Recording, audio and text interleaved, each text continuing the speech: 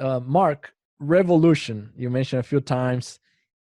What are the most successful producers right now doing to couple with the crisis?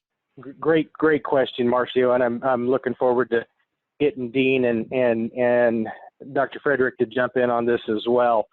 But I think the most successful producers in the industry right now are being bold. As an example, not worrying about the next 100th point of lysine in the diet, and that 5 cents or 3 cents a pig or whatever that's worth. And I'm obviously making those numbers up, right? But the principle that I'm trying to espouse here is, and it's unfortunate that we always tend to revert to do this in times of crisis. We should be doing this in the really great times as well. But what is out there in your operation that if you thought about it a different way, you walked around that pop can and looked at it from a different angle, you might look at it and say, wow, there's $1 ahead on the table if I would just change X, Y, Z.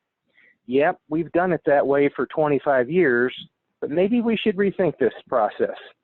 And so I'll give you a really easy example. It has nothing to do with the live animal itself. Have experience with a system recently that had some feed manufacturing facilities inspected and audited. And at the end of that audit, they happened to be using a bulk amino acid in one of their bulk bins. And that producer walked away from that audit with a very simple resizing of a motor on the auger to jog in a more appropriate amount of lysine into a bin, saved $100,000, right? And so on some very, very obvious everyday activities, as an industry, I would challenge us to say, we've got $50,000, $100,000, $250,000 bills laying around, and we may at times walk over those looking for $1.